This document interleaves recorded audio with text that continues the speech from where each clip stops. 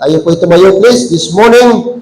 At sana po ay iwasan natin ang paglabas-pasok kasi this is the important moment na kailangan tayong mag-focus sa pakikinig ng salita ng Panginoon. Hebrews chapter 10 verse 24. Hebrews chapter 10 verse number 24. Okay.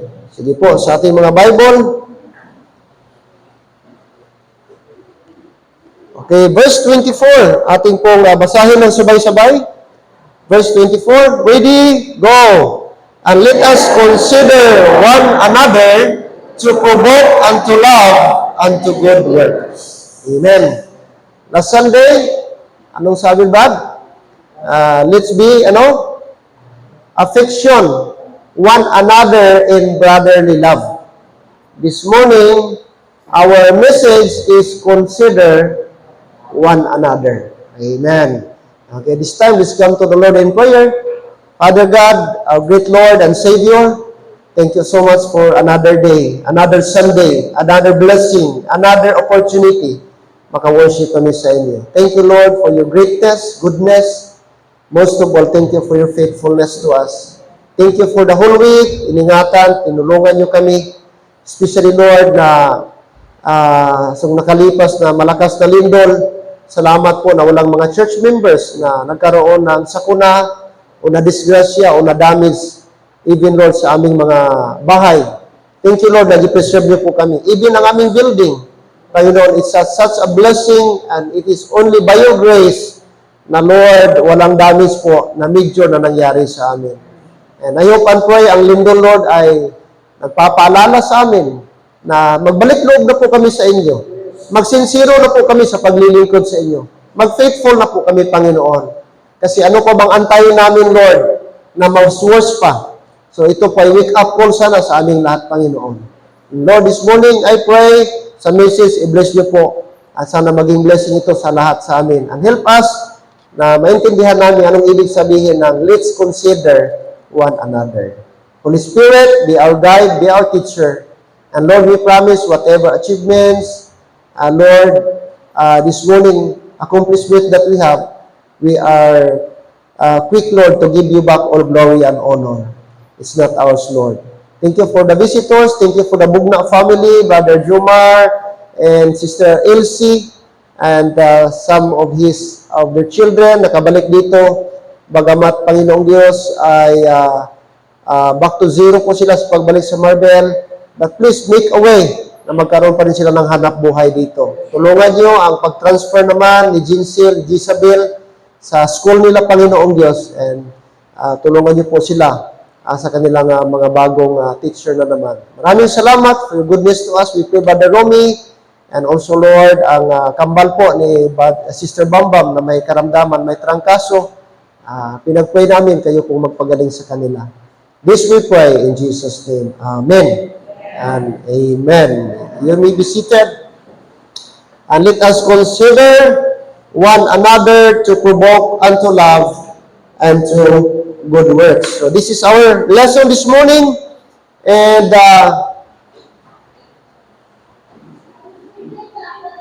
okay. So this morning, we're going to consider the definition of the word consider. Anong ibig sabihin?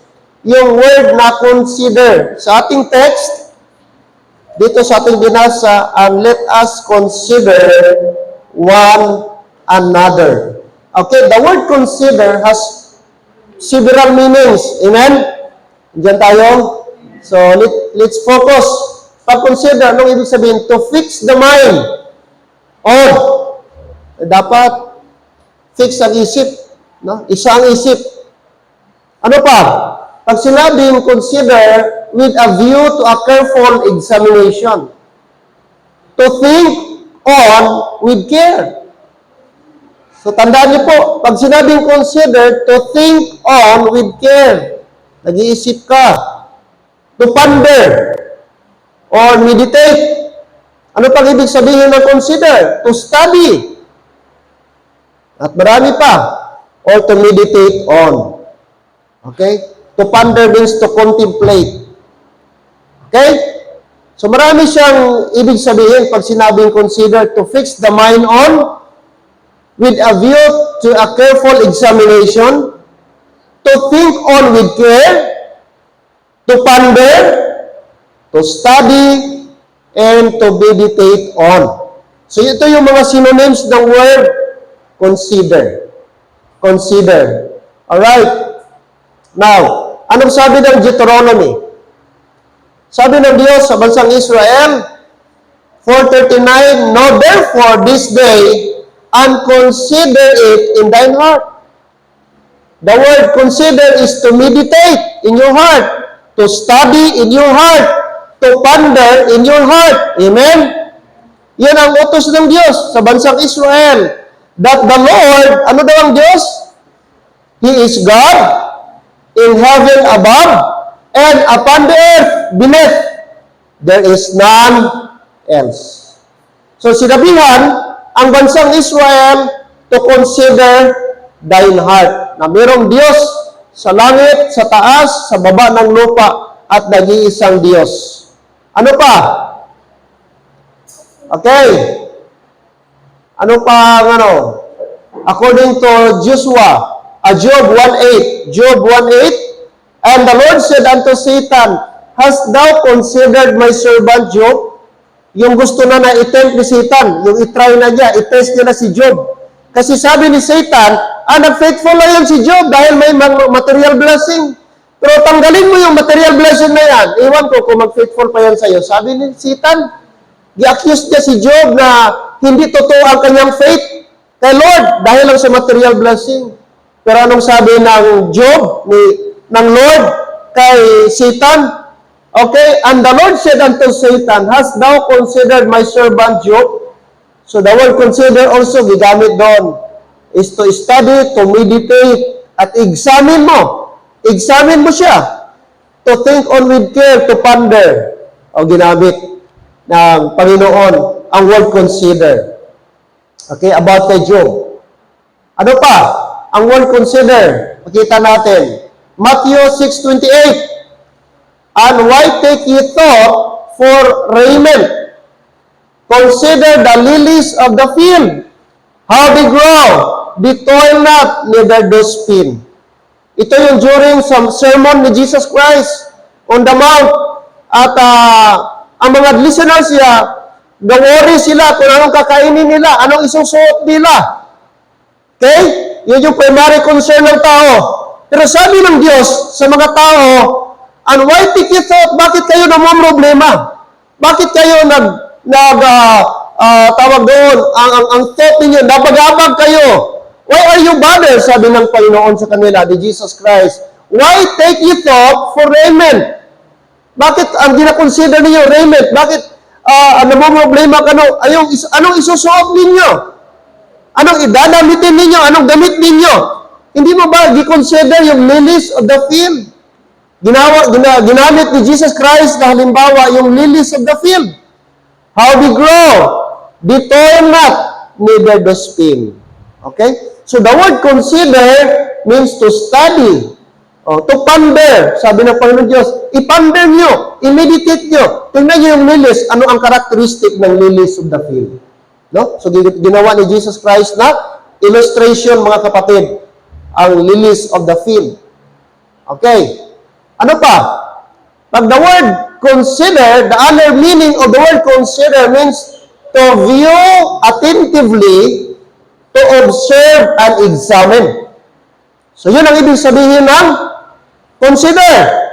We need to view attentively. Tingnan mo. Masdan mo. Okay? Examine mo. Obserbahan mo, to observe and examine. So that's the word consider. Maraming definition ang word na consider. Look at verse 13. Exodus 13:13. Sige po, basahin natin. Exodus 13:13. Ready, go. Then the priest shall consider, and behold, if the leprosy have covered all his flesh, he shall pronounce him clean that hath the plague. It is all turned white, he is clean. Ito naman ay patungkol sa tao na may leprosy. So, ang pari kasi nung una, sa lumang tipan, ang pari lang ang may karapatan na mag-evaluate, mag-assist ng isang tao kung whether magaling na siya sa kanyang leprosy or hindi pa. Hello? So, ang pari ang mag-declare. At sabi dito, then the priest shall consider. Ano ang word consider dito? To view attentively. To observe or examine. So, gi-examine ng pari yung taong may leprosy o may lepros, mga kapatid, whether siya ay gumaling na or okay na siya. At pag nakita na okay na ang kanyang balat, ang pari i-pronounce niya, itong tao ito safe nang umuwi. Safe na siya na makihalubilo sa ibang tao kasi malinis na po siya. So the word consider there means to examine. To examine. And then, to view attentively. Alright. Okay po. Okay, next. Ano pa? Ano pang ibang kahulugan ng word consider? Ano siya? To attend to or to relieve. To attend to relieve. Ano yung to attend to? Yung asikasuhin mo, Brad. Oh. Asikasuhin mo. Okay, yun ang the word consider. Okay. Okay, Psalm. Diyan ba tayo? Psalm 41 verse 1. Anong sabi ng book of Psalm? Blessed is he that considereth the poor.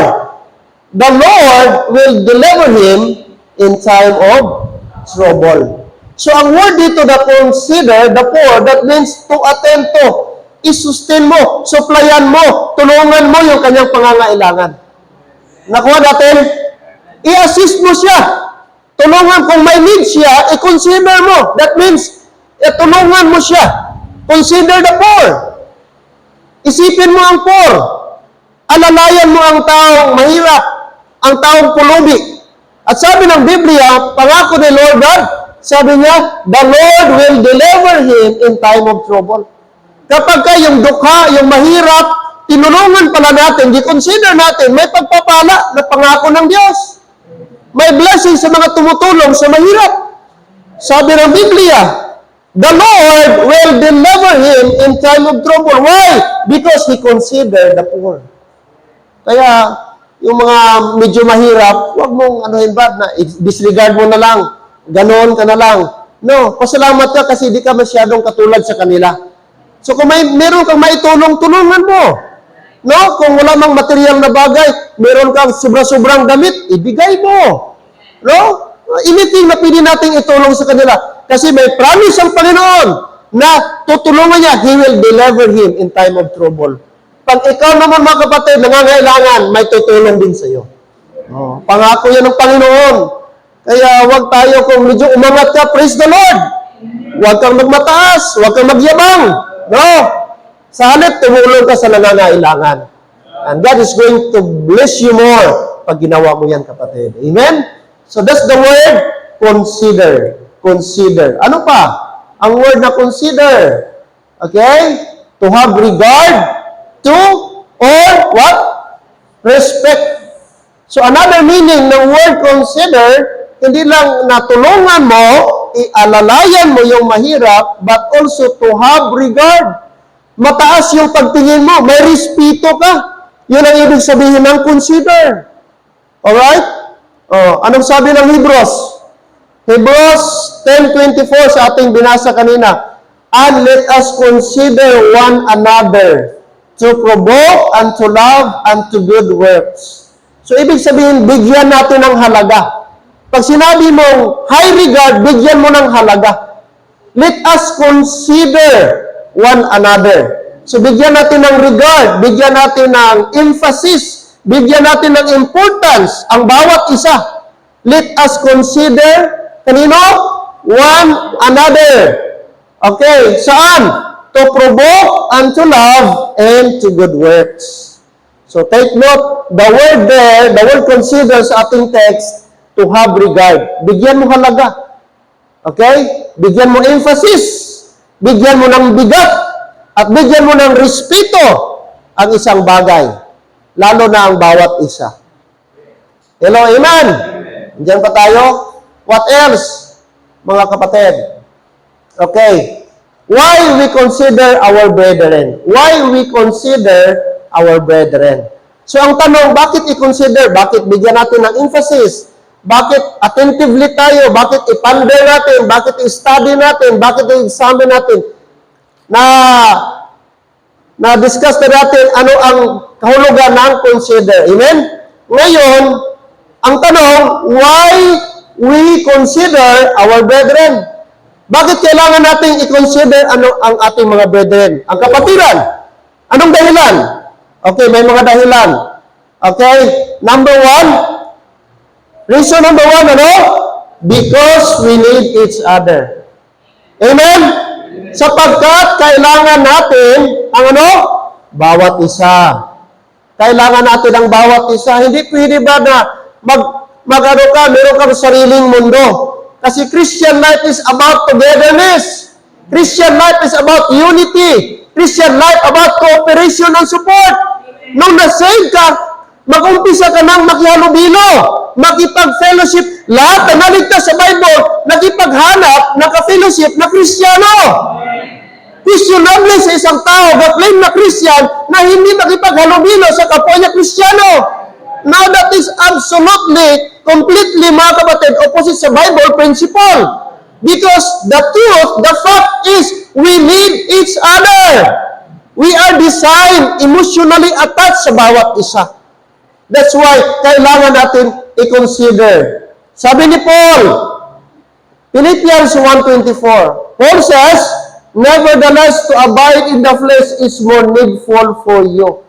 Nung malapit na siyang mamatay, sabi niya, gusto kong umalis, gusto na akong pumunta, gusto ko na maging kasama ang Diyos, pero mas kailangan pa akong manatili kasama ninyo.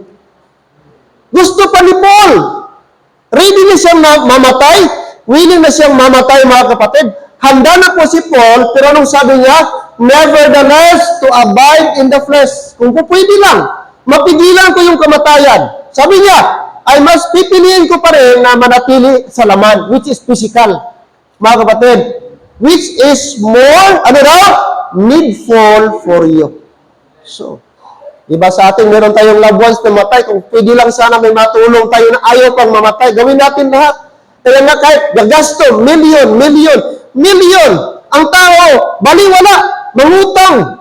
Pwede kang hindi mangutang, matiis mo, walang ulam. Matiis mo, sira-sira yung bahay mo. Pero pag sakit na gani, kapatid, kahit milyon, utangin mo, mabuhay na yung pasyente mo. Tama? Kasi kailangan pa natin sila.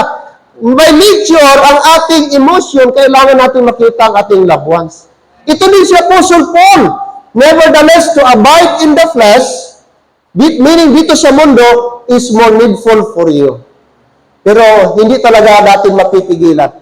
That's why, sabi mo kapatid, because we need each other. Ang tao, kapatid, na ayaw makipag-fellowship, ayaw i-consider yung kanyang kapwa, ay kapatid, I tell you, that is against the Bible principle.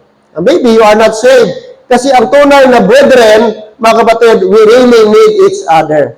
Kaya hinahanap ng pastor, bakit wala si sis? Bakit wala si Brad? Bakit wala nung Sunday?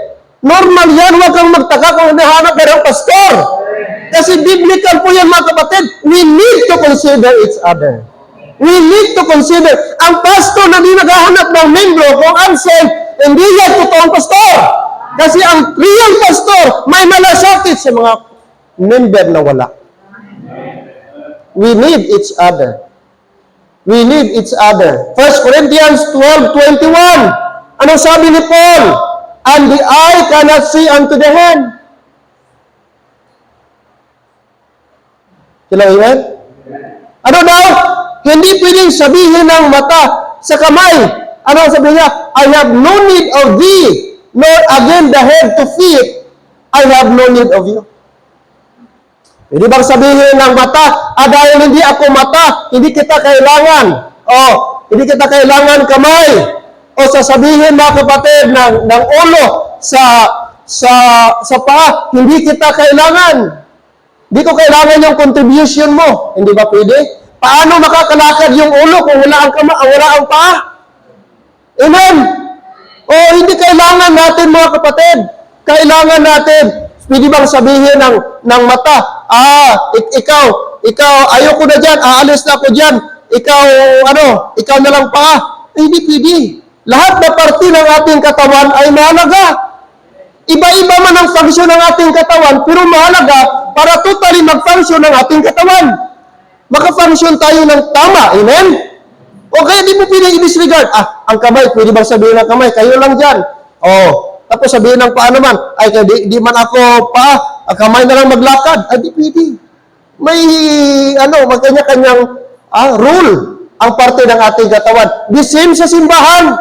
Kaya di mo pwede sabihin, kaya di ka song leader, hindi ka na lang. Kaya hindi ka man membro ng choir, hindi ka na part ng simbahan. Hindi, Brad. Lahat po ay mahalaga sapagkat parte po siya ng lokal na iglesia. Katulad ng ating katawan. Alam niyo yung kilay natin, Brad? Importante po yan. Yung pilikmata natin, para sa atin, mga kapatid, walang kwenta. May kwenta po yung pilikmata natin. Ay, last ba? Kung wala yung kapatid, kahirap kaya. Lahat ng mga alikabok, yan. Papasok agad sa mata natin. Itong ating eyebrow.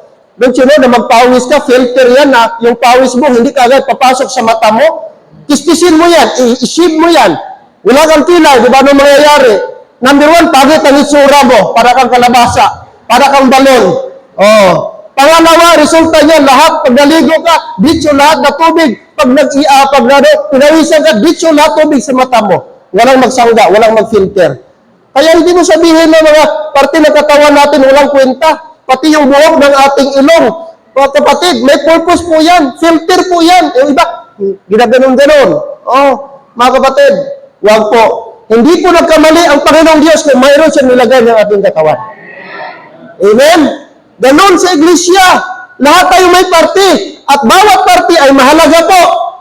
Kaya wag mo sabihin, sila lang, di makukuha member, di maku-importante siguro, di masiguro ako hanapin pastor. Mali!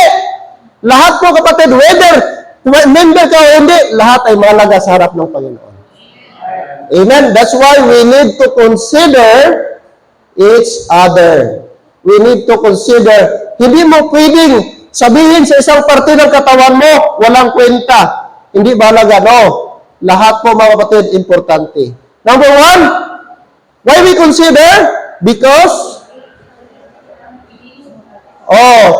mga kapatid, importante bawat isa. Pangalawa, because what I do affects them. Anong ginagawa natin? Nakaka-apekto sa iba. Tama? Hindi mo pwede sabihin, akin lang ito, walang maapektuhan. Kapatid. Meron at meron talaga. Meron kayo, mag-ingat tayo sa ating ginagawa. Whether tama o hindi, may apekto po yan sa ibang tao. Okay? Anong sabi ng Bible? 1 Corinthians chapter 8 verse 9. Anong sabi ni Paul? But take heed, lest by any means this liberty of yours becomes stumbling block to them that are weak. So wag natin sasabihin, buhay ko to, wala kayong pakialam. Magpagusto ako, hindi po. Kasi yung ginagawa mo, pag hindi tama, nakaka-apekto yan sa iba. At pwede yan maging stumbling block, makakatisod, makaka-offend sa iba. It could be, hindi maka-offend sa iyo, pero sa ibang tao na mga mahihina, hello? Sabi ng Bible, to them that are weak is become a stumbling block. Kaya tayo po, dahan-dahan tayo sa pagsasalita. Dahan-dahan tayo sa pag-judge natin. Hello? Huwag ka agad tayo mag-judge. Ganito siya. Ayan talaga. Matagal ko nang alam. Ganun talaga siya. Kapatid, hinay-hinay lang. Kaya baka ikaw din someday ganun ka rin. At may mga tao sa paligid nag-o-observe at nakikinig sa atin. Lalo na yung mga mahihina pa. Kaya it's better, you pray. May nakita ka, kapatid mo, ganito, you pray. Don't comment yet. Amen? Huwag ka mag-conclude. Kasi di mo pa alam ano pinagdadaanan niya. At gusto natin, ayaw natin na maging stumbling block po tayo. Amen po ba? Okay? Careful tayo, sabi ni Paul. Huwag mong gamitin ang iyong liberty. Okay? By any means, liberty of yours become. Sabi ni Paul. Okay? Sabi niya, gusto ko mang kumain na ganitong bagay. Pero may kapatid ako na ma-offend pag kinain ko ito. So dapat bumang i-impose yung right ko. Pero sabi niya, meron akong kapatid na baguhan pa lang. baka matisod siya. So si Paul, although may reason siya, pero for the sake sa kanyang bagong kapatid ba, batang kapatid pa o kapatiran sa Panginoon Diyos na weak pa, hindi niya tinuloy. Kasi i-consider na yung ibang tao. Yung iba, kain ka dugo-dugo. Di ba yung makapa-interno? Pwede man ba? Depende yan sa'yo. Pero ang tanong, yung mga mahihina. Oh. Ganon ba? Ang ating ano. Okay? Andiyan ba tayo? Yes, mga kapatid. We need to consider. It will affect to other people. Okay, this liberty. Ano pa sabi ni Paul? 1 Corinthians chapter 8 pa rin, 11 to 12. And through thy knowledge shall the weak, ano daw? Shall the weak brother perish. Ang weak na brother na perish. That means the tisod, the stumble, na offend.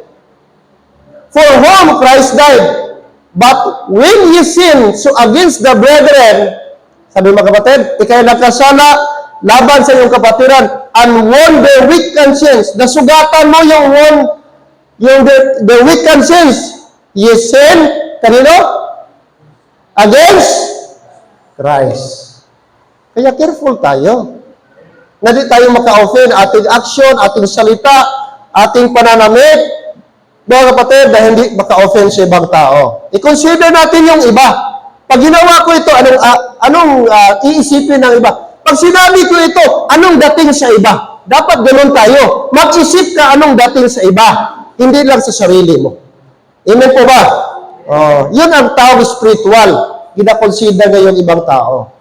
Alright. Why we consider our brethren? Number 2, because what I do affects them. Okay, another thing. Galatians 5:13. For brethren, ye have been called unto liberty. Only use that liberty for an occasion to the flesh. But by love, serve one what? Another. So dapat hindi lang ikiter mo sa sarili mo. Hindi lang personal mo. Kundi sabi ng Bible, but by love, serve one another. Huwag mo yung liberty mo na i-insist mo. But you have to consider also other people. Sabi ni Apostle Paul sa mga Galatians. Alright. Third. Okay? Okay? Pangatlo, the reason why we consider our brethren. Number 2, because what I do, it will affect them or other people. Third reason, one another is reciprocal. One another. Reciprocal. Anong reciprocal? Yung bang give and take. Okay, reciprocate ang tawag doon. Pinaburan ka ngayon, next time, ikaw naman magbigay ng favor. Amen? Hindi puro kabig ng kabig. Bigay ka rin someday. Magbigay ka rin ng favor someday. Hindi yung ikaw lang gusto bigyan ng favor. Mali po yun. Ang gusto ng Panginoon, reciprocate. Okay? Give and take. Take and give. Amen? So, reciprocate ang tawag doon. Ano sabi ni Paul? Romans 16 verse 2. Shall we read? Romans 16 verse 2. Ready, go. That ye receive her in the Lord, as becometh saints, and that ye assist her in whatsoever business she hath need of you. For she hath been a succorer of many, and of myself also.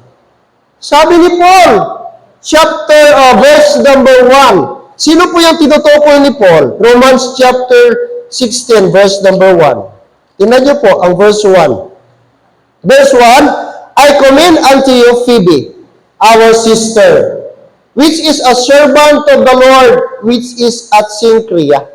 So ito siya, si Phoebe, babae.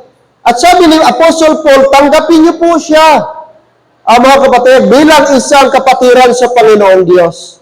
At kung anuman, ang kanyang pangangailangan, ikita niyo po siya, i-assist niyo po siya. Verse 2, that ye receive her in the Lord, and become its saints, and that ye assist her in whatsoever business she hath made of you.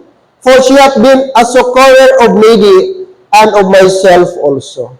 So, giconsider ni Paul na si Phoebe malaking tulong, malaking blessing, malaki ang nagawa itong ni Phoebe, isang nanay, na na-save na Christian sa ministry ni Paul, kaya sinabihan niya yung mga Romans, Pag ito si Phoebe, na isang kapatid natin sa Panginoon, pupunta sa inyo, tanggapin niyo po siya. At ano yung kailangan niya? Alalayan niyo po siya, sapagkat malaking blessing po siya sa akin. Nagiging sukorer po siya sa aking pangangailangan. At sabi niya, okay? Sabi niya, for she hath been a succorer of many. Hindi lang si Paul ang natulungan ni Phoebe. Kasi si Phoebe kasi parang businesswoman din ito. Well-off din ito si Phoebe. Kaya kung sino mga missionary, mga pastors, nangangailangan ng assistance, financial assistance, tinutulungan ito ni Phoebe. Hello? Diyan pa tayo. And that's why, nung si Phoebe pumunta ng Rome, sinulatan ni Paul ang church sa Roma. Pupunta dyan si Phoebe. At kung ano yung need niya, pakialalayan po. Kasi malaking tulong po siya. Hindi lang sa akin, kundi sa ibang mga tao din po. So it's about time na give and take. Tumulong siya, ngayon naman, kayo naman tutulong sa kanya. Reciprocal ang tawag doon. You know? Intindihan natin. Christian life, mga kapatid, hindi pa lang na-cheese na dapat ating mind. Nung una, kung before ka naligtas, gusto mo, ikaw lang mismo. Ngunong na-save ka na, hindi na, iba na ang mindset mo. Iba na ang practice mo. Others naman, others before me. Nung una, me and me and me. No. Ngayon, Christian na tayo. Jesus Christ is our example. Naging selfless na siya. Instead, selfish, selfless na. Dapat ganun din tayo. Others. Consider. Sabi ng Bible, consider one another. Mali po yung mindset na puro ako. Ngayon, December, sana mayroong makadumdum sa akin.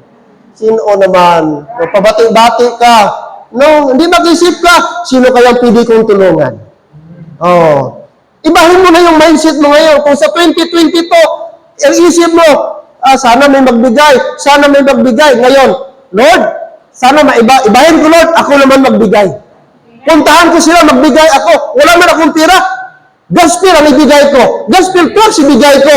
Bisitahan ko sila. Prayan ko sila. That's blessing, amen? Hindi yung lagi kang naiisip, sino magbigay. Tapos di dumating, na-upset ka, na-offend ka, gospel pretty ka na. Ay, bantay lang. Sige lang.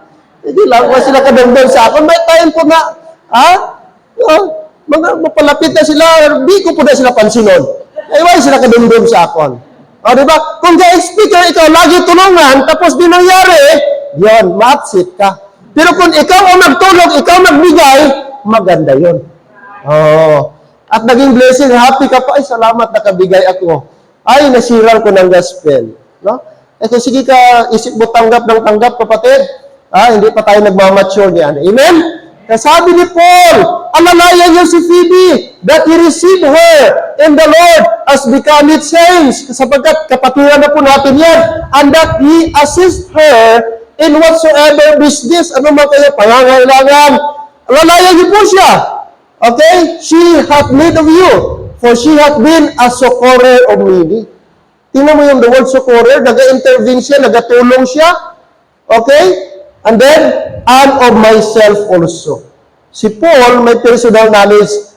Natulungan si Paul, kaya ganun ang kanyang pagsusumamo sa mga taga-Rome na alalayan itong si Phoebe. Amen? So, reciprocal. Ang Christian life, give and take. Give and take. Amen, Christians? Hindi na yung puro ikaw lang, hingi ng pabor. No, ikaw naman, this time naman. Alright? So, yan po. Ang the word, consider. Consider. Now, third, the meaning, kanina, why we consider, anong reason, may tatlong reason na dapat, bakit tayo mag-consider. And then, next, where we can consider our brethren. Sa anong area? Where? Sa anong area dapat tayo mag-consider, may consider natin sila? Alright. Number 1, in provoking unto love. Amen? In provoking unto love. Ano ang ating text kanina? Balik tayo doon sa Hebrews. Hebrews chapter 10, verse number 24. Hebrews chapter 10, verse number 24. Anong sabi po ng Hebrews? Basahin po natin sandali. Kanina sa ating text. Ready? Go! And let us consider one another to provoke unto love and to good works.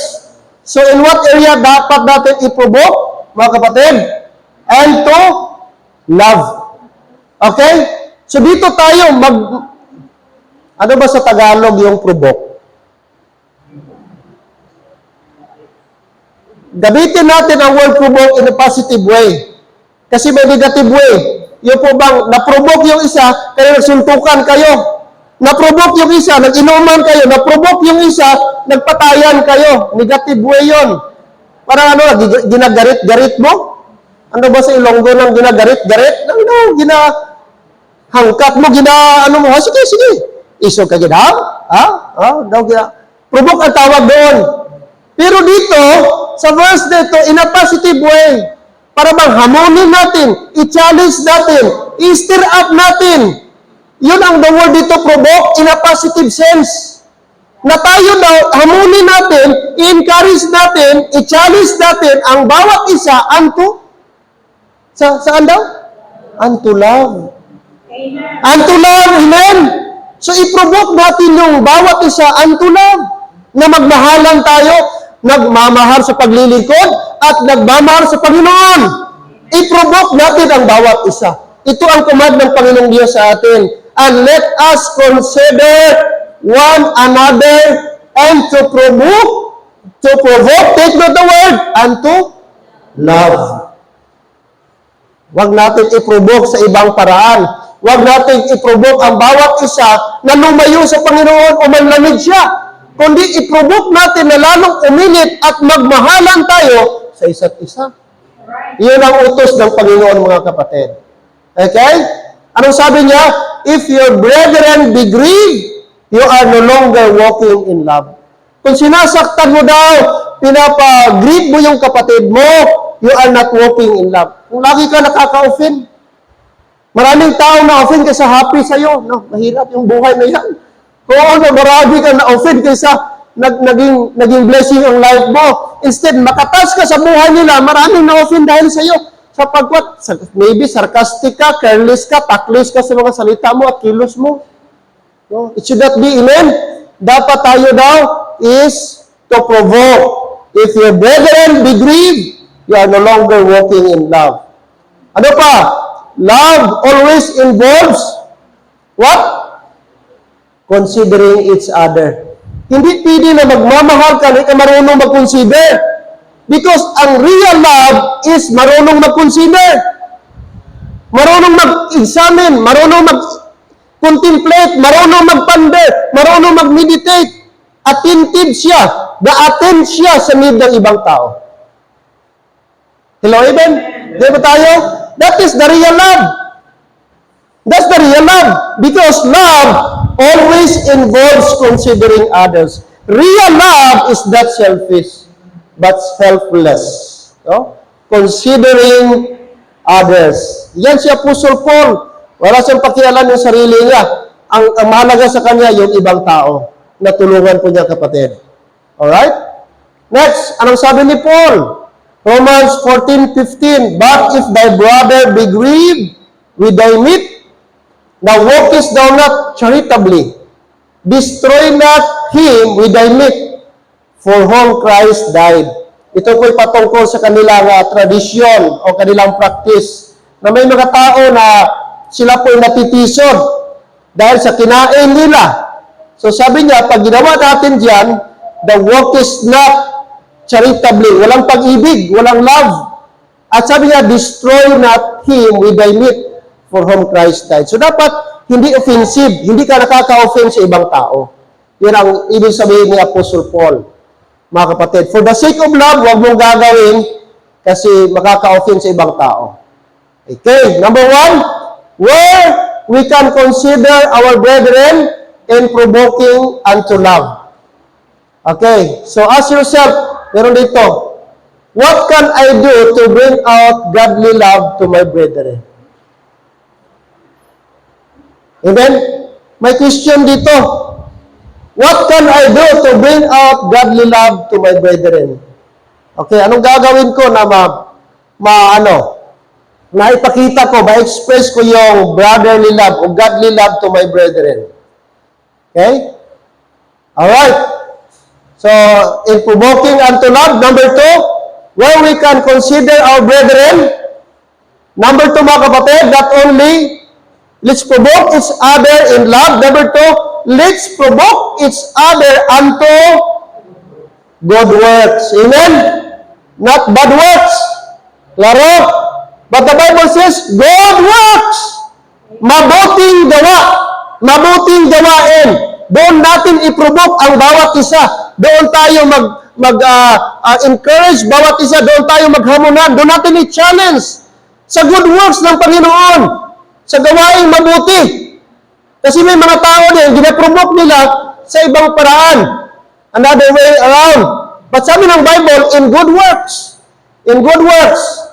Yes, good works are part of our lives after we got saved. Amen? Di pinag-isiparit mo yung good works after mo naligtas. Kasi pag walang good works after ka naligtas, hindi genuine yung kaligtasan mo. Kasi you cannot separate good works and salvation. Because real salvation produces good works. Alright, Ephesians 2 verse 10, nung sabi ni Paul, for we are, chapter 2 verse 10, for we are His workmanship. That means, masterpiece tayo ng Panginoon. Para tayong painting ba? Masterpiece tayo, workmanship. Created in Christ Jesus unto good works, which God hath before ordained that we should, what? Walk in them. Verse 8 and 9 tells us about salvation. Tama? Ephesians 2, 8 and 9 that speaks about our salvation. But verse number 10 speaks about our good works. That means nauna yung ating salvation, God. Amen? After our salvation is good works. At sabi ng Bible, tayo po ay ginawa ng Diyos. Ginawa ng Diyos na gagawa ng mabuti. After tayo maligtas, sabi niya, we are created in Christ Jesus unto good works. That means to say, normal sa isang Kristiyanong ligtas, normal ang good works. Hindi na yan dapat bago. Automatic na yan, byproduct of your salvation. Automatic ang lifestyle mo. Nung di ka pa saved, madamot ka, kuripot ka, dapat ngayon giver ka na. Amen? Nung una, before ka na saved, tamad ka, di ka gahugas ng pinggan, kain ka na kain, ngayon nagahugas ka na. Amen? Ikaw pa nagsaing, ikaw pa naghugas ng pinggan. Sa ibang mga kasama mo. Dapat ganoon. Mayroon ng good works. Because we are created. Hello? Unto good works. Yes, totoo mga kapatid. Hindi po tayo naligtas sa good works. Pero sabi ng Titus chapter 3 verse 8. Okay? Let us read. Titus 3:8. We will go. This is a faithful saying.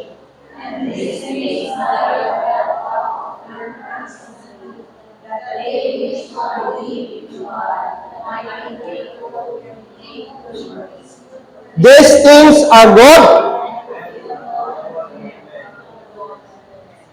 Amen. Anong i-maintain? Hindi lasto. Amen. Anong i-maintain? Hindi numero. Amen. Anong i-maintain? Good works. Good works.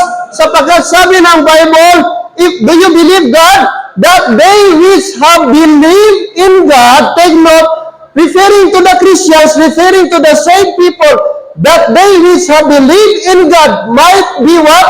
Careful to maintain good works. Hindi ka pwede mag-good works na wala ka pa nag-believe. That means, wala kang salvation. Sabi ng Bible, after you believe, we are told to maintain good works. Why? Because these things are good and profitable unto men and also to the Lord. Kaya kailangan ng good works. Di pinihiwalay ang good works. Sapagkat ang good works, kapatid, proof yan ng real salvation ng tao. Dakling ka Christian, tapos non-stop ang mo pag-smoke, yung moker kagyapon. Sige kagyapon redo, sige ka tuba-tuba kada hapon. Kasi din bulong sa kapoy.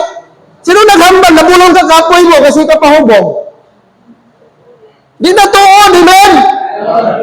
Biyaan nadula na, ginsikwa na, nadula gana mo. Ang real saved na tao, napangita sa butang, makapalitay sa Diyos. Hindi makapasubo sa Diyos.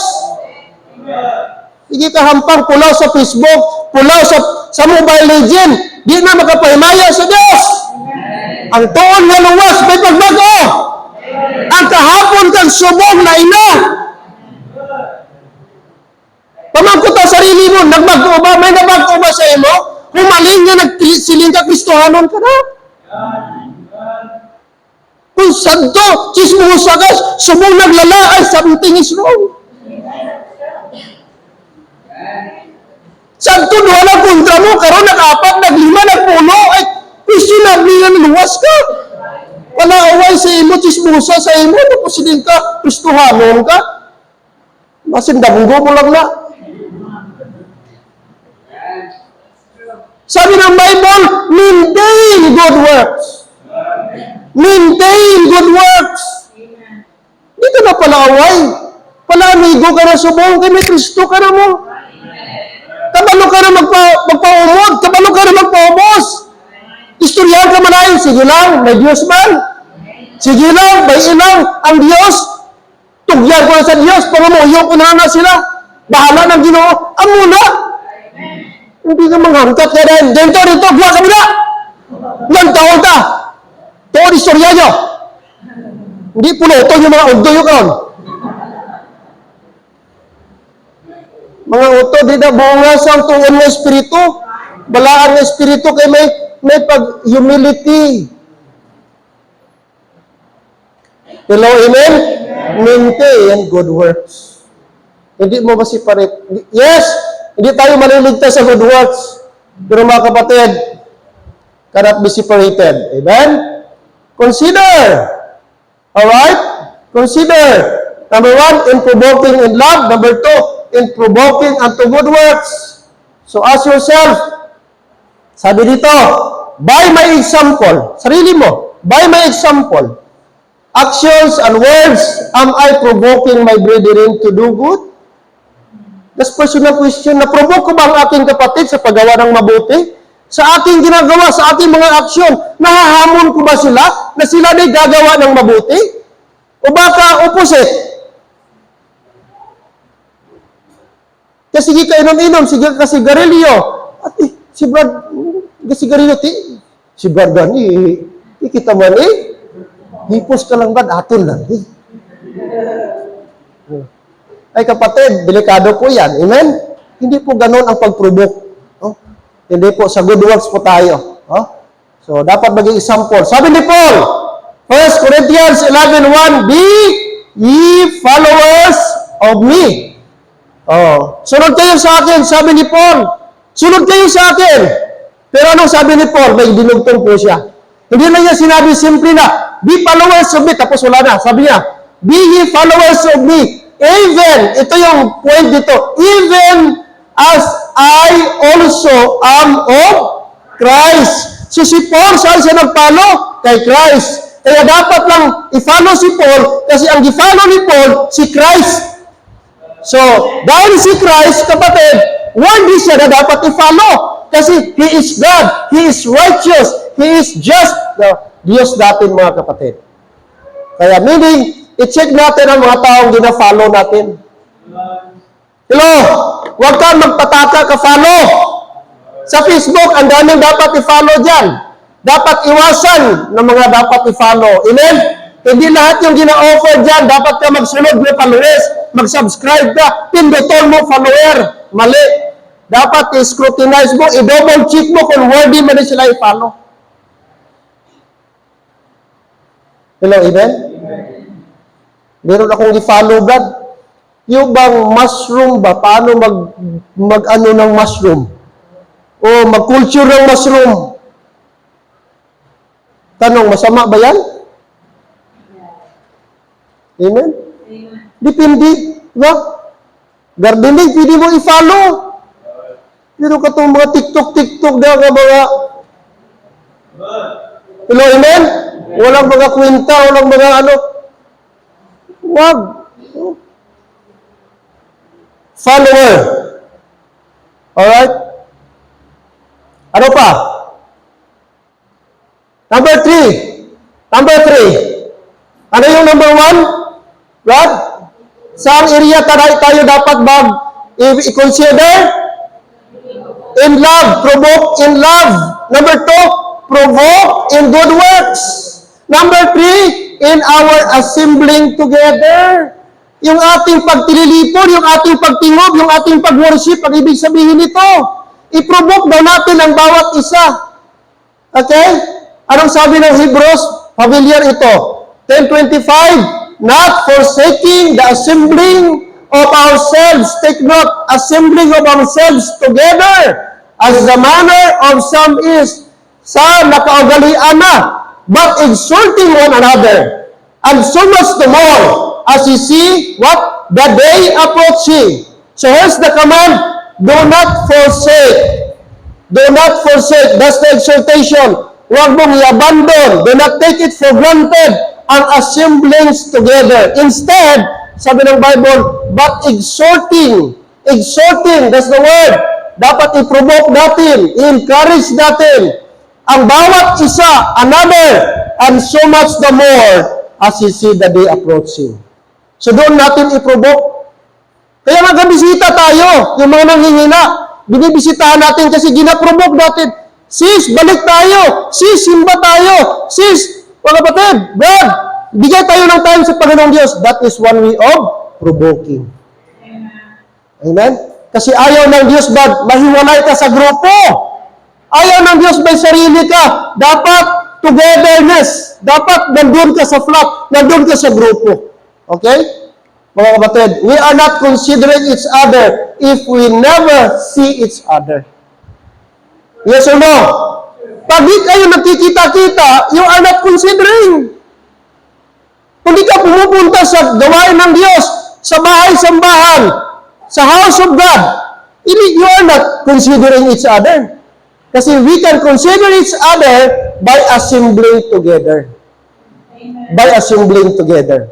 Okay, kaya hindi tayo masave sa pagsimba. Yes, pero importante ang pagsimba. Utos ng Diyos na magsamba tayo. Utos ng Diyos na mag-assemble tayo. Yes, Pastor, magdala ko sa balay magsimba. Total, makapoy man ko, makabasa man ko Bible diri, makakanta man ko. Yes, pero ang tanong, that is God's will ba? No, mga kapatid. Sa bahay, pwede kang kumain kahit saan. Sa kusina, pwede kang kumain doon sa sala, doon sa bedroom, doon pa kung saan mo gusto, mga kapatid. Pero saan ang designated na kainan? Sa kusina, sa dining table, amen? The same sa church, may gidesignate ang Lord, ang Diyos na doon tayo na place magkasimbol, and that is the house of God. Monday to Saturday, pwede ka mag-pray, pwede ka mag-sing, pwede ka mag-worship sa Panginoon sa bahay mo. Pero pag Sunday, there is a specific place, gidesign ni Lord, and that is the house of God. Amen. That's why He said, not forsaking the assembling of ourselves together. Kaya kung pwede na lang tayo magsimba sa balay, bakit may simbahan pag i-create si Lord? Bakit pa siya nagsabi na hindi natin i-neglect? Kung pwede man pala tayo sa bahay na lang tayo magsimba, mag-pray na lang tayo dito. Mga kapatid, there is a specific day and a specific place na magtingog ang mga Kristohano. And that is the house of God. Wala ko ga-prohibit na di ka magbasa Bible sa balay mo. Basa ka. Mag-pray ka. Magkanta ka. Pero pag Sunday, dapat sa simbahan ka. Laro? Amen? Not forsaking the assembling of ourselves together. We are not considering each other if we never, see each other. Number 2, being together in the assembly is a good way to be reminded of, diba? Yan ang blessing. Meron kang malayan dito na hindi mo malayan sa balay. May mabatian ka diri nga wala sa balay mo mabatian. May matunaan ka diri nga wala sa balay. That's the reason why importante ang simbahan. Kaya may mga spiritual blessing, benefit, na di mo makuha sa balay, diri lang sa balay sa Diyos. Kaya di mo pag irason-rason nga, Pastor, di sa balay na lang ko ah. Makasala, mangyapon ta ko magsimba. Kaya kung sa balay ka di kakasalahaw. Hindi na rason. Being together in the assembly is a good way to be reminded. Amo galing na magsimba, ta kay makasasala ta. Ngayon, tamunin sa Ginoo, kung gamay ako'y sala. Kung di ka magsimba, lalo ka nakasala. Migo pa ta?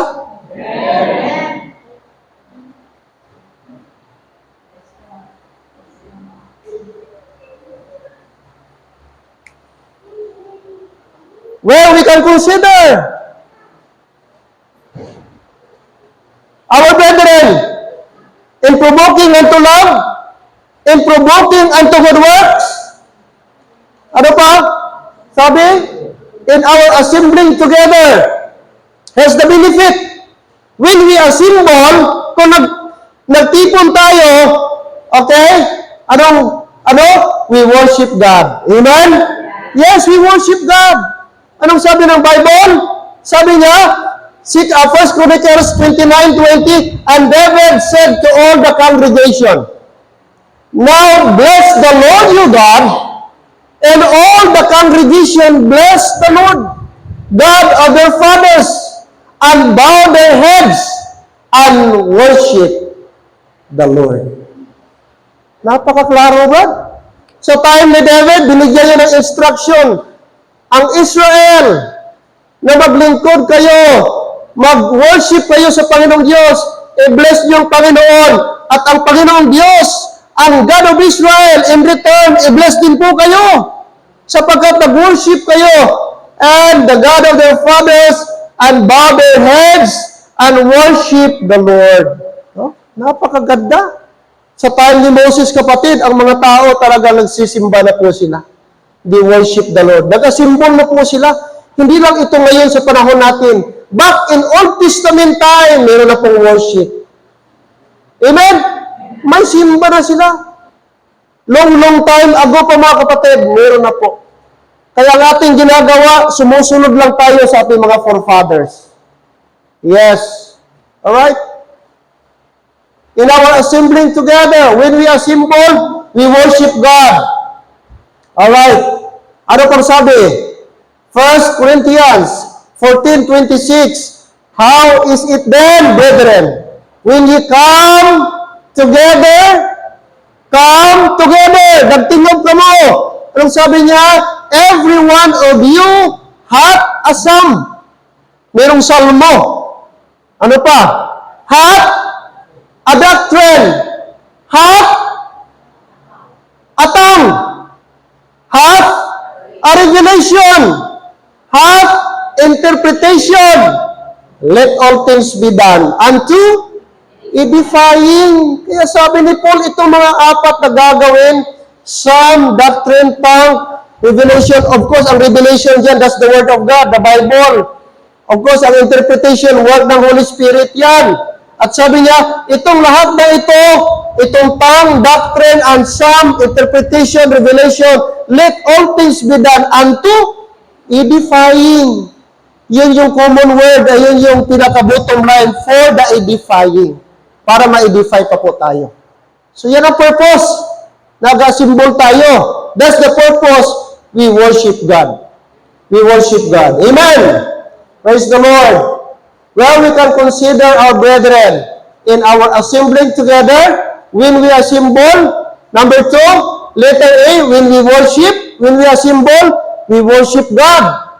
Letter B, when we assemble, we give our offering or bounty for God's glory. Amen? So, hindi lang tayo nag-worship kay Lord when we assemble God, but also part sa ating worship is we give our offering and bounty for, pastor's glory? No. For God's glory. So, ang offering mo yan for God's glory. Ano sabi sa 1 Corinthians 16 verse 2? Upon the first day of the week, that is Sunday. Hello, amen? Ano gawin natin? Upon the first day of the week, let every one of you lay by him his store, as God hath prospered him. That there be no gatherings when I come, sabi ni Paul. Na dapat kung ano yung, paano tayo di-prosper ng Panginoon, dapat ganon proportionate ang ating pagbigay sa Kanya. Kung meron ka mga prosperity, meron ka mga material blessing, financial blessing, sabi ni Paul, let everyone of you lay him in store. 2 Corinthians 9:5, therefore, I thought it necessary to exhort the brethren that they would go before unto you and make up beforehand, take note this word, make up beforehand, dapat naka-ready na, dapat naka-prepare na, yung what? Yung what? Bounty. That means your offering. Your offering, your bounty, whereof he had noticed before, that the same might be ready as a matter of bounty and not of a covetousness. So, hindi a matter of covetousness, but sabi niya, already a matter of bounty. Oh, bounty, mga kapatid.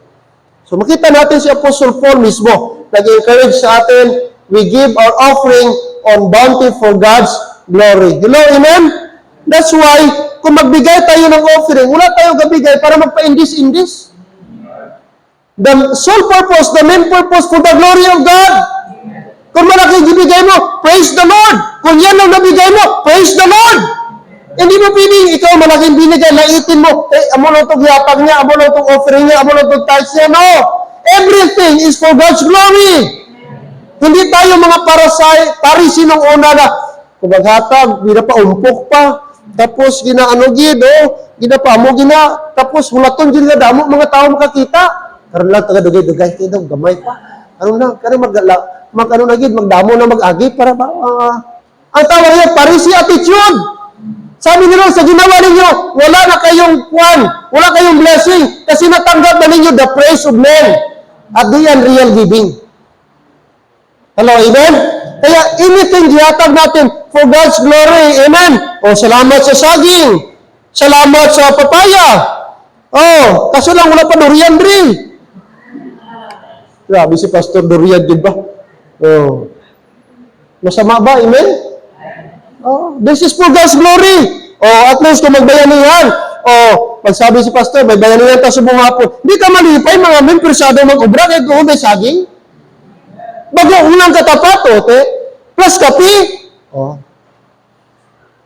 plus papaya, kundi nadula ng amoy sa bagoong. You know, take note every time you give, put in your mind that is for God's glory. Hindi ka maghambag lang, ay kung wala ako pinakadako hatag na, kag dadonate, ambot lang, ano itsura ng simbahan. Hindi ka makamusina, pasalamat ka, gigamit ka lang sa Ginoo. But never mo i-claim nga kung hindi na tungkol sa akon, sino ka? Kagod ang tinuod nga manong hatag, huwag ka kwinta. Kaya kung kwintahanay lang, huwag ka mahimo sa Ginoo. Amen? Pag ang real giver, mga kapatid, wala nag-aisip. Dako na ko nahatag, no? Kasi ang sa puso niya, para sa Panginoon. Lord, salamat po. Channel of blessing ako. Lord, salamat, meron ako na-contribute. Para sa aming church. And that is for your glory. And that is, Lord, my investment. Yun ang thinking natin. Dapat hindi tayo kung ano ng isip natin. Tama po ba? Amen? We give our offering or bounty for, put in your mind, for God's glory. Amen, for the glory of God. So, kung ikaw ang motibo para sa Panginoong Diyos, di ka magkwinta. Pila na ako nahatag din nga electric fan. Kini, 4 akon, di ba? Tapos si pastor daw, ginapahinaan niya yung electric fan sa ako now. Ayaw. Hindi pa gabo sina. Thank you, kaya naging instrument tayo. Amen? Okay. Then, ano pa? Well, we consider in our assemblies together, when we assemble, okay, number 1, when we worship God. Number 2, when we give our offering for God's glory. Pangatlo, we edify one another. So when we assemble, not only we worship the Lord, we edify each other. Paligo na to ang isa kag isa. nagapalig-unay kita sa isa kag isa. On purpose yan. Kaya happy si pastor pag marami. Amen? Pero in opposite, pag maraming absent, nagahina man si pastor. Kasi affected tayo. Kasi we are created by emotion. May emotion tayo. Pero naprovoke tayo. Diba? Napoprovoke tayo. Nagainit tayo para makita natin ang kapatiran. Kaya, mga kapatid, kahit wala kang ginagawa dyan, pero sige ka lang simba, hindi ka masiro nakikita sa choir, wala ka ga-aser, pero kapatid, yung presensya mo lang, kada Domingo ara ka, kada Domingo ara ka, kada Merkulis ara ka, blessing ka na! Blessing ka na sa iba. Brad, blessing ko sa ibo, Brad ba? Ibre daw, lagta ko sa imo, isa ka bulan, huwag ka ginabsin, madalipay, gid ko, Brad. Bisan amo lang na contribute mo, Brad, attendance lang, Brad, bless gid ko sa imo. Diba? Simple nga muna. Na-provoke mo ang ibang tao. Ano man ang dako, offering magsimba. Pero talagsa man lang sa balaka. May na makasimba sa isa ka bulan. Bawit ako, pastor, dako man ko offering. Ay, may pulos na yung mga offering. Hello, amen? Kaya hindi na pangita sa Diyos, number 1, hindi mo kaugalingon. Present your bodies, a living sacrifice, holy, acceptable, and perfect will of God.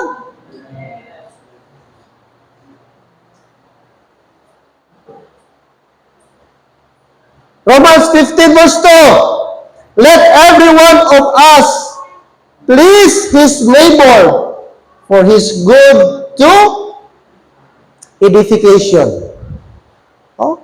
Na-please niyo mga kapatid, ang kanyang kapitbahay. Oh, for his good edification. Kaya sana po ang bawat isa sa atin magiging maka-edify tayo. 1 Corinthians 14:16 and 17. Else when thou shalt bless with the Spirit, how shall he that occupieth the room of the unlearned say amen at the giving of thanks, seeing he understandeth not what thou sayest, for thou verily givest thanks well, but the other is not edified. So meron ditong na-edify, meron ding na-edify. Kaya sabi ng Bible, he that occupieth the room of the unlearned say amen at the giving of thanks, seeing he understandeth. So doon tayo mga kapatid sa maka-edify. Hindi yung hindi maka-edify, but maka-edify. That's why, when we assemble, we worship God. When we assemble, we give our offering or bounty for God's glory, and then we edify one another. One another, mga kapatid. Alright, number 4. I'm almost done. Amen? Number 4 reason, okay, saan tayo dapat ma-provoke? Okay, in our assembling, mga kapatid, and of course, in doing our part in the church. In doing our part in the church. So dapat pala sa atin, hindi lang tayo nagasimba lang, naga-worship lang. O meron tayong part, hindi lang yung nag-aupo tayo forever. Hello, amen? Hindi lang dapat doon tayo na level. Dapat meron tayong gagawin. Okay, the church is people. The church is us. People. Not, amen? Not hollow blocks. Hindi. Tao ang church. Tao. Sabi ni Paul, for by one Spirit are we all baptized in one body. After na-save tayo, we are automatically baptized into one body. Spiritual baptism po ang tawag doon. Lahat tayo may Holy Spirit. Amen? After tayo na-save, at sabi, whether we be Jews or Gentiles, whether we be bond or free, and have been all made to drink into one Spirit, and that is the Holy Spirit of God. So we are one body na. Baptized into one body, the body of Christ. Okay, sabi pa niya, 12:27, now we are the body of Christ and members in particular. So body of Christ, ang mga Christians, ang mga saved, ang tawag sa kanila ay body of Christ. Okay? Body of Christ. Now, okay, in doing our part in the church, when we grow, okay, we grow when every part does its share. Amen? So, nag-grow daw tayo kapag ka tayo ay ginagawa natin yung ating share. No? So dapat, ikaw na member, gawin mo yung share mo. Ang pastor, gawin niya yung share niya. Ephesians 4:16, from whom the whole body, fitly joined together, and compacted by that which every joint supplieth, according to the effectual working in the measure of every part. At sabi nga, maketh increase, alright, of the body, unto the edifying of itself in love. Take note, effectual, working. Tingnan niyo po yung underscore. Gising pa tayo? Ano yung naka-underscore, yung naka-highlight? Effectual working in the measure of every part. Maketh increase of the body. So yung part ng body dapat nag-contribute. Hindi pabigat. Tingnan niyo yung tao na paralyzed. Ang kanyang, instead na makatulong, ang kanyang parte, naging pabigat siya. Kasi hindi na siya nagpangsyon. Oh, ginaguyod na lang. Oh, ganun na lang. Ano na? Kaya wala nagpa-function. So dapat, hindi dapat ganun daw. Sa church, dapat lahat nag-function, nagtutulungan. So that ang simbahan ay hindi po dragging. We are not just assembling. We are also what? Functioning. Hindi lang simba. Ibig sabihin pa may mga activity ang church, may soul winning, may visitation, attend. Amen? Join. Pag may activity, join. Ano mang mga program ng church, join. May mga project ang church, participate. Hello, amen? Participate. Hindi lang magtingin ka. Pero gawin mo. Ano kaya magawa ko? Ano kaya makontribute ko? Dapat ganoon, mga kapatid. Alright? When we can consider our brethren in doing our part in the church. Evangelism. Ano pa? Okay? Not just in God's word, but of course, this is God's word, evangelism and preaching God's word. Sa totoo lang, kunti lang ang percentage na nag-contribute o nag-involve sa evangelism and preaching. Majority sa members, wala talaga. No? Sana man lang, magkalahati man lang tayo sana na meron tayong, kung pili lahat tayo, mag-participate sa evangelism, mag-participate sa soul winning, napakaganda. Amen, members? Napakaganda. Malaki ang ating magawa. Kung lahat ng members, kung hindi man makasoul winning, lahat namibigyan ng gospel tracts every day, nako mga kapatid, marami tayong impact. Malaki ang impact. Di mo alam yung nabigyan mo. Naghahanap pa na ng simbahan. Di ba? O nanghihila. Alright?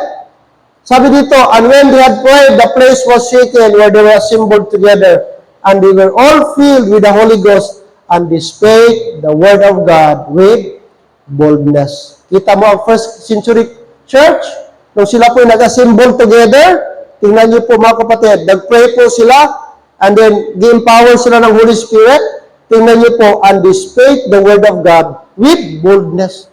Wala silang takot. Wala silang takot mag-soul winning. Wala silang takot mag-invite. Wala silang takot magdala ng mga bisita. Of course, mag-witness mga kapatid with the word of God with boldness. With boldness.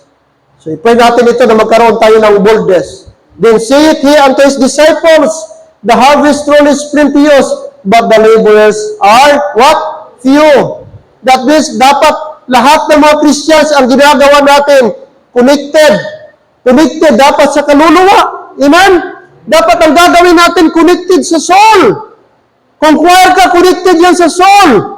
Dahil kung nagturo ka, connected yan sa soul. Kung namigay ka ng gospel tracts, connected yan sa soul. Kung nag-support ka ng mission, connected yan sa soul. Lahat na gagawin natin dito sa church, dapat may soul na connection. Kasi evangelism po yan. Then saith he unto his disciples, the harvest truly is plenteous, but the laborers are few, mga kapatid. In doing our part, and pang-apat, exhortation. Exhortation, dapat i-exhort natin. Kung tayo po gumagawa ng ating part, we exhort each other. But when they departed from Perga, they came to Antioch in Pisidia and went into the synagogue on the Sabbath day and sat down, and after the reading of the law and the prophets, the rulers of synagogue sent unto them, saying, Ye men and brethren, if ye have any word of exhortation for the people. say on. Oh? So sabi ni Paul, okay, doon sa synagogue, after sila nagbasa mga kapatid, ay sabi niya, kung meron kayong word of exhortation, say on. So katulad sa atin, kung nag-visit tayo, we are exhorting. Amen? Ang pag-pray mo pa lang sa bisitahan mo, naka-exhort ka na. No?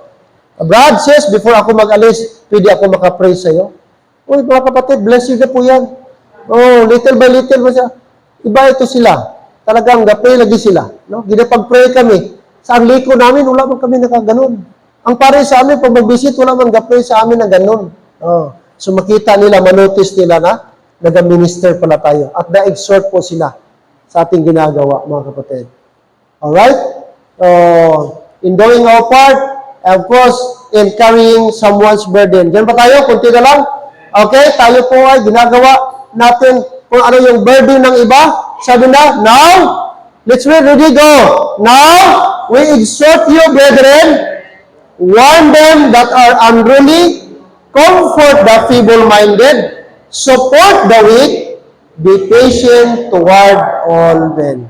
So, sino sinabihan? Christian. Na dapat daw i-exhort natin yung mga kapatiran, i-warn natin yung mga unruly, yung hindi gumagawa ng tama ba? I-warn natin. I-comfort natin yung feeble-minded, yung weak pa. Unstable pa ang kanilang mind. Support the weak, and then be patient. Be patient. And then, we cannot help someone if we do not know what's going on. Alright? So, that's the word consider. Amen? Consider. Dagdagan ko po yan, and we will close. Isa pang meaning sa consider. Kung merong kainan, hello? Amen. Huwag mong damihan. I-consider mo yung iba, baka di pa nakakain. Amen. Hindi ka bukid-bukid ka na nga, puno-puno na gidri. O tapos hindi mo man lang ganay matunga o kalahati lang. Diba? Kasayang itong pagkaon, may imo na to para damog na lang to. Samantala may mga tao na igo lang nakatimo, nakulang na kay wala, kay di ubos mo, samantala ka sobra-sobra ang imo. Ang taong na-consider, naisip niya, tama lang kung kulangon ko, mabalik lang ko, kay basi damo pa may kakaon. Amo na ang word consider, ginaisip mo ang ibang tao, hindi lang sarili mo. Kahit isa pa, hindi lang gina-consider mo yung iba mga kapatid, habang nakakain ka, huwag ka anay magbalot, saan nang may pagkakaon itong iban? Di ka anay mag-bring home, di na itong si Pilipin ko man, ito tupperware ko, Dre. May daro ito, gidala ko ito, prepare mo na ito. Ay, nabutaw ya. Consider! Baka may mga tao na huli. May gihatid pa, may ano pa noon, na hindi pa nakakain. Hindi na gisapar mo na, yun nga. Ay, ano timo man?